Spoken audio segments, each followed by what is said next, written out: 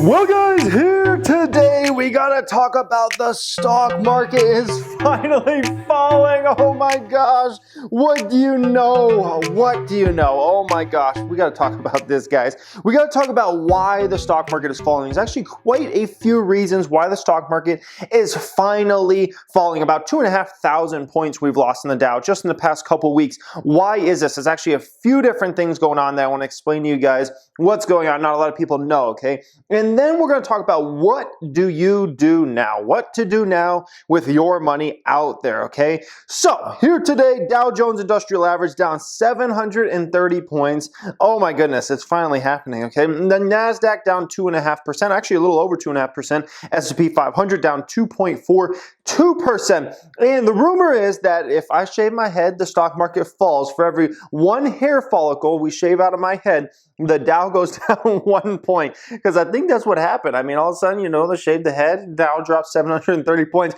But no, in all seriousness, the market's been falling for the last couple weeks now. Let's be very clear about this. The market reached a top right around, I think it was June 9th, okay? Right around June 9th, the Dow actually closed that day over 27,500. I think it was 27,600 or somewhere real close to that. And the stock market just seemed to be getting way too ahead of itself. I mean, we got a lot of real uncertainty out there still that we have to work through for the remainder of this year, right? And it seemed like it was just running to all-time highs. Nasdaq was well over 10,000. S&P 500 was getting close to an all-time high. Things were just running, and here today we close out at right about 25,000, almost exactly. So we've lost, you know, about 2,500 points, if not a little over 2,500 points off the Dow in literally just about a 2-week span. Look at the stocks today. Everything's down. I mean, Tesla, the FB took a huge downward move here today. Skyworks was down. Winning Resorts was losing Resorts today, down over 6%. CCL was down. That's kind of a normal day for CCL. Revolve was even down today. NAT was down, that's usual, okay? And so there was just a lot of stocks that were down, okay? So once again, in this video here today, I want to get into why this is going on, several different reasons, and what do you do now? Just so you guys know, first link down there in the description, I created a free video for you, how to create a low-risk, high-reward stock account. If you want to check out that, first link in the description. Don't forget to smash that thumbs up button for the YouTube algorithm. All right, guys, so all of the following are part reasons why stocks are starting to fall. All of these matter, okay? Just a little bit for each one, okay? First one up here, Wall Street executives are bracing for potential Biden win as Trump fades in polls. So we know in some polls, and you know, these polls you never know, okay? You never know who's going to actually win these elections in the end. You know, I remember in the last election, right? They were saying, you know, certain individual was leading in the polls huge and it was going to be an easy win. The other party ends up winning. And so I would never put too much faith in these polls, but Wall Street does like to look at them, and they're looking at this and they're a little afraid of Biden, mainly because there's a lot of rumors that Biden could take corporate tax rates to 28% or all the way back to where corporate taxes were just a few years ago of 35%. We know one of the changes the Trump administration made was obviously they lowered corporate taxes to 21%. But I mean, obviously, if they go to 28% or they go all the way back to 35%, that's going to hurt profitability of S&P 500 companies in quite a substantial way. So it remains to be seen what happens there, but Wall Street's a little fearful when it comes to that, and that's part of the reasons why the market has fallen recently as more and more of these polls have come out, and a lot of them have Biden ahead, especially in a lot of the swing states recently, okay? Reason number 2 has to do with Roni Rona, okay? The Roni Rona. Let's talk about Roni Rona. This chart I'm showing you here is daily new cases around the world, and look at it. It's pretty much at an all-time high right now.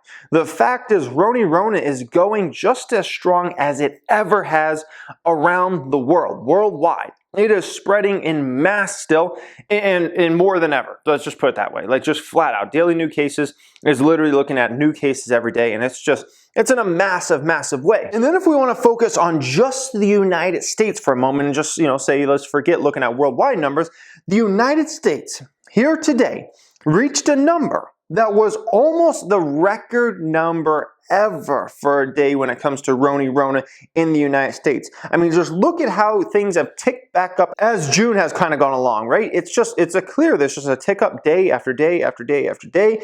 And there's a lot of fears that within like literally the next week, we could be at record numbers each and every day for cases. I saw something like, I think it was 9,000 new cases of Rona in Florida, I believe. And so the numbers are continuing to grow. There's obviously a lot of worries from the stock market looking at these numbers, thinking, maybe we have to close down the economy. Maybe things don't open as strong as a lot of investors had hoped for. We know the stock market has been running like Rona was just going to disappear and everybody was just going to go out there and spend money like crazy. And now when you look at these numbers, you start thinking to yourself, if you're an individual in the stock market, you start thinking, what happens if the stock I own closes again? What happens if they can't do business again? Or what happens if this is elongated?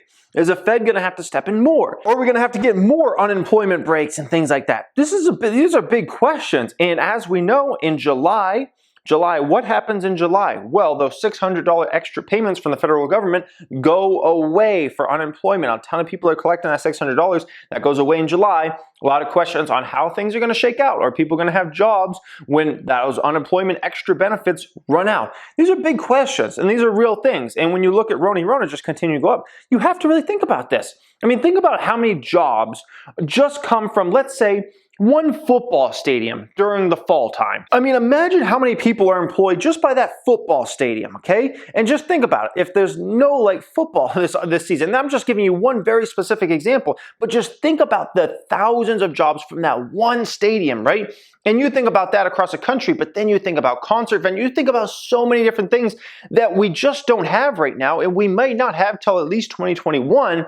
And it kind of makes you think, dang, these numbers are kind of important. Valuations, number 3, okay? Valuations. I've been talking about this for a while. This is another reason why I believe the stock market's falling. A lot of investors are looking at this chart here I'm showing you. This shows you forward P of the S&P 500. And what do you see here, okay? As of just a few days ago, literally we're at record highs of any time in modern history for forward Ps.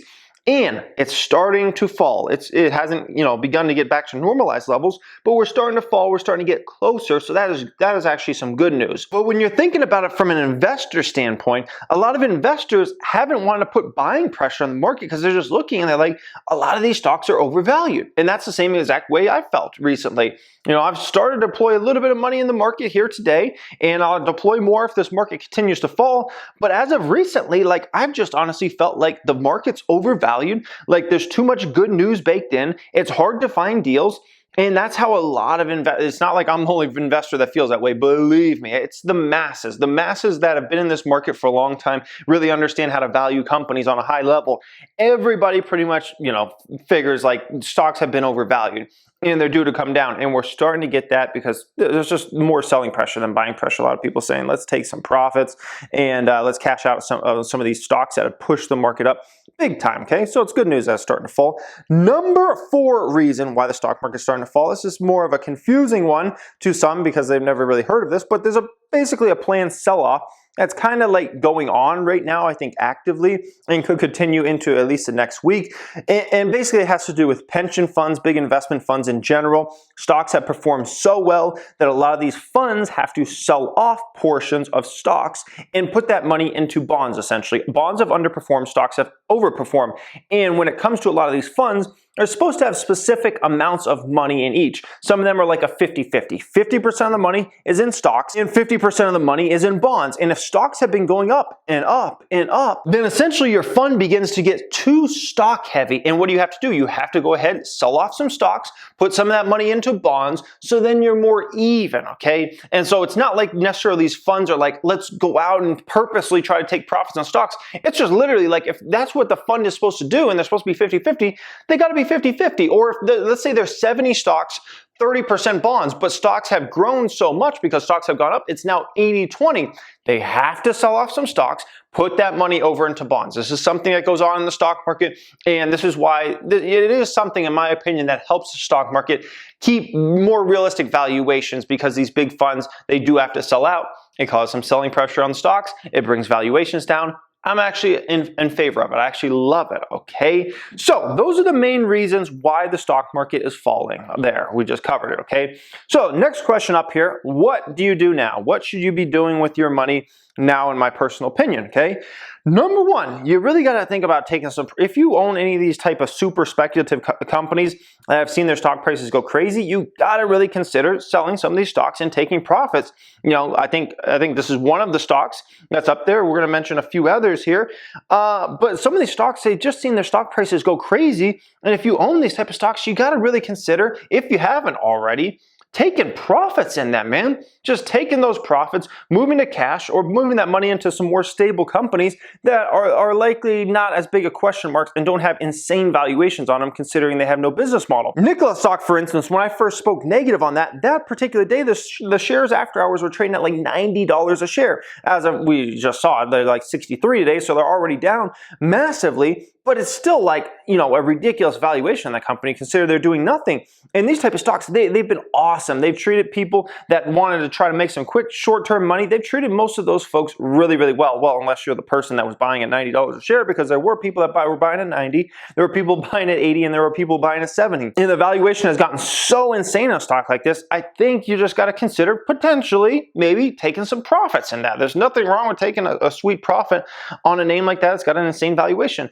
Space, you know, Virgin Galactic. This is another one of those that, you know, if you've made a crazy amount of money on that, you got to at least consider potentially taking some profits on this one. I first called out this company's valuation back when it was like $28 a share, and I was like, this looks, you know, insanely rich. It was like $27, $28 a share. That was actually several months ago now. Obviously, the stock has fallen, you know, 40% roughly from when I did those videos, but it's definitely a stock you got to consider maybe potentially, you know, taking some profits, unless you're in it for the next 10 years, which, you know, respect if you are. Outside of that scenario, I think you might want to take, you know, consider taking some profits, because a lot of people made a lot of money in that one. Zoom, ticker symbol ZM on this one. This might be a profit time for Zoom, okay? This one, it's not about, oh, well, they're going to continue to expand business. Everybody in the world knows Zoom's going to continue to expand their business. But the fact is, their business is a really small business, actually, and their market capitalization is $72 billion. This has been the play, okay? This has been one of the main plays that investors have wanted to get into, in the whole, like, you know, work from home environment and everything like that. And investors have piled into this one. They have shot the valuation. They have moved the valuation up like we've very rarely seen on a company like this, where it was like a $20 billion market cap, which already looked pretty rich, to then a $40 billion, then $60 billion, and here today, well over $70 billion. If you own Zoom stock, I think you got to at least consider the possibility of maybe taking profits on this one, because the valuation has gotten absolutely ridiculous for this one, just flat out. It's not even about the whole, you know, work from home trade or move anymore. Now you just got to really think, fundamentally, is this business justify a $72 billion valuation, or will it justify in any upcoming years a $72 billion valuation? And in my opinion, absolutely not. I've looked into this company, and yes, they're going to continue to grow revenues. They'll probably get profitable, but I'm telling you, like, it's going to take them, I don't know if they'll ever grow into this valuation. And if they do, it's going to be like a decade from now. It's gotten that ridiculous with the stock like Zoom. You got to consider maybe it's profit time. Shopify stock, another one. You got to at least consider maybe potentially taking some profits in Shopify. It's well over $900 a share. The market capitalization is $108 billion. Shopify will continue to grow its business, but this is another one similar to Zoom. It's going to take them a decade just to make this current valuation make any sense, because the business is so fractionally small compared to the market capitalization. We're talking about a $100+ billion company. Like, this is massive. And so when you're looking at some of these stocks, you just got to consider maybe potentially taking some profits in them before, you know, any real weakness happens out there. There's nothing wrong with moving some of that money into some more stable companies, because these ones have run a lot. They've had some, you know, big trends behind them that everybody gotten super excited. And when that happens, guess what? The trend ends up ending, and these stocks usually mostly go down, okay? Something to keep in mind there. Number two thing you gotta do right now is you gotta get the ammo ready, man. You gotta get the money ammo ready, okay? The fact is, we're starting to get a few deals out there, but if this market continues to weaken, a lot of deals will start emerging. If this market can really weaken, we can see a Dow 22K, a Dow 20K. It doesn't even have to go to 18K like it hit in the March lows. If we just get this market down to 22K or 28K, there's gonna be an enormous amount of companies that you're gonna make a ton of money in over the next 3 to 5 years. And so you definitely got to get the ammo ready. Now, a piece of advice I want to give you here, okay? Don't get greedy on the downside with these stocks. I want to explain in detail exactly what I mean, but I definitely am seeing some folks get a little greedy here, and I want to give you an example of that and show you kind of what you're missing out for potential opportunities in some of these stocks. So this is something I'm seeing so often in the stock market right now. I've seen it in my private group with a lot of members and the way kind of they're talking. I've seen it in the comment section. There's nothing wrong with wanting a particular price, or like I got this specific price for a stock, but I just want to make sure you guys don't take it too far and get too greedy, because I know I have made this mistake several times on stocks in the past where I get too greedy around what specific price I want to stock at. Okay, let me give you an example of this.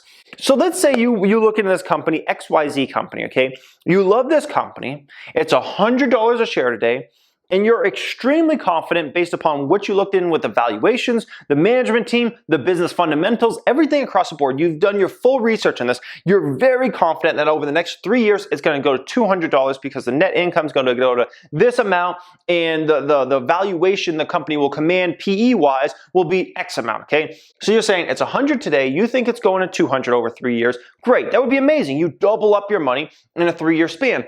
But what I'm seeing definitely from some folks out there, and I've made this same mistake in the past plenty of times, okay, including in the March lows, hoping it goes even lower. Now somebody's saying, well, I'd like it to go down another 3%.